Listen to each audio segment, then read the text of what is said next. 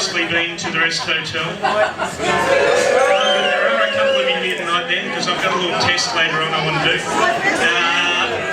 If you previously seen a Pat Drummond gig,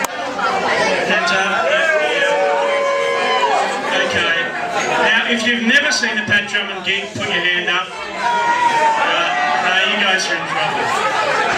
Anyway, I was talking to Carol last weekend, and she said to me, "Are you gonna do a poem next week?" And I went, "Shit, I hadn't even thought about it."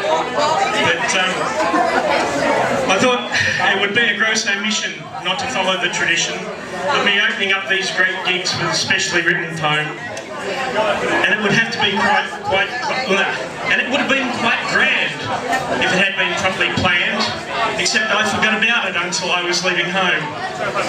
Well, the drive here took 2 hours, so I called on higher powers to give me inspiration for what I would say tonight, and I kept on persevering, writing poetry while steering through the traffic, and I think I may have slipped a few red lights. Now, I barely missed the curve, and the scene was quite absurd. 30 years of thoughts and feelings were all rushing through my head, and I'd take up too much time trying to get it all to rhyme. So I thought I'd give it up and just talk to you instead. So, yeah. So if the one thing that comes to mind when I think about the Rest Hotel is not the building, it's the people. And very much like tonight, it was always absolutely jam-packed, and there was always lots of love in the room. And the place behaved like no other pub I'd seen before, and there was a strange phenomenon that would occur, which I'm actually going to test tonight, since we've got so many Rest Hotels here.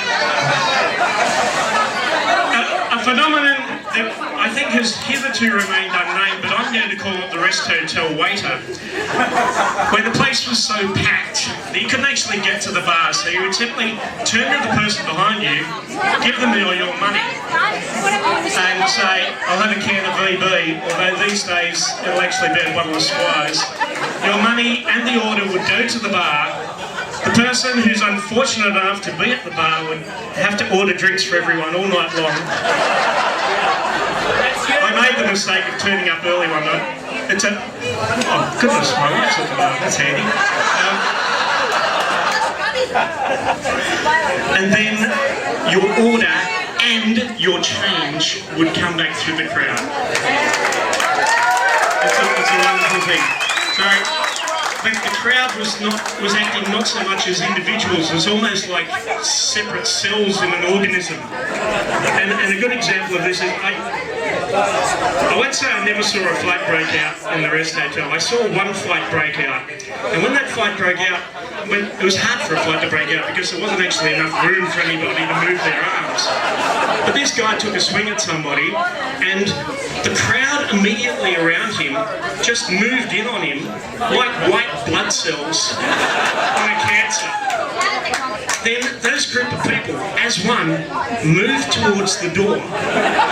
When they got to the door, the side of the cell opened. The cancer was ejected. The cell closed up. And went back to its position in the bar. It's a wonderful thing. I've never seen it anywhere else before. How's the Rest Hotel waiter going? All right, my money's at the bar. So I saw my first Pat Drummond gig at the Rest Hotel in February 1983, which now makes it 30 years. And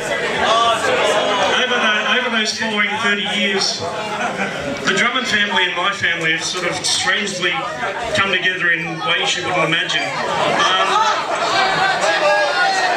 Oh yes, of course you had to take it down to the gutter, didn't you? But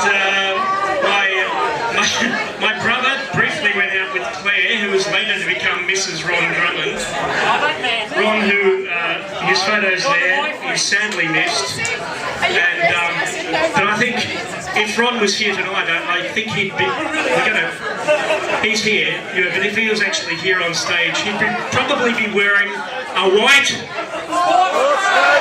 and a pink. good. Glad to see the crowd participation still works. And Ron later went on and did the photography and cover design for my album. Look at that! And the change.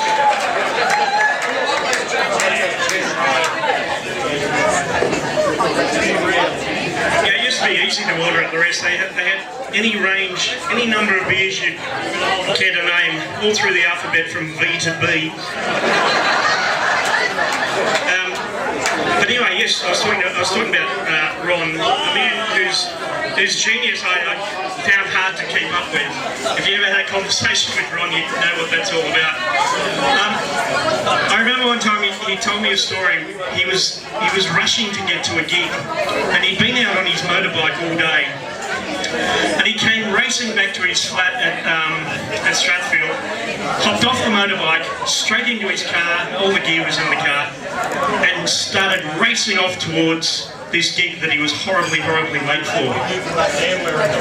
And he got pulled over by the police for speeding.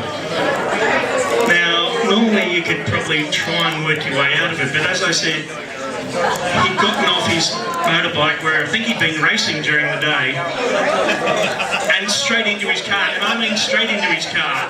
So it's hard to say, find an excuse for speeding when you're sitting in your car wearing fireproof overalls and a crash helmet.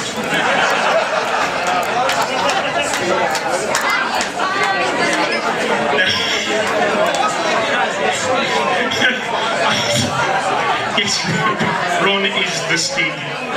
Thanks, Steve. Yes, those interjections coming from Steve Drummond, another of the Drummond clan. Now, I've known Steve for a very long time as well, and I was at work one day, and I was talking on the phone to a friend about coming to a Pat Drummond gig, and the woman on the table, at the desk next to me said, "Oh, is that a Pat Drummond gig you're going to?" I said, "Yeah." She said, "Do you know his brother Steve?" I said, "Yeah, I do." And she said, "Well, his wife is my best friend. That woman is now my wife."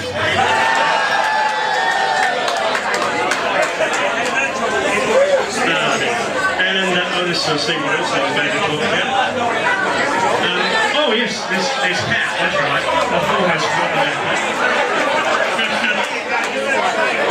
So as I said, I figured out that we've now known each other for 30 years. We know each other's houses on numerous occasions. We've sung together. We've written songs together. We've been arrested together. And sometimes all three on the one night.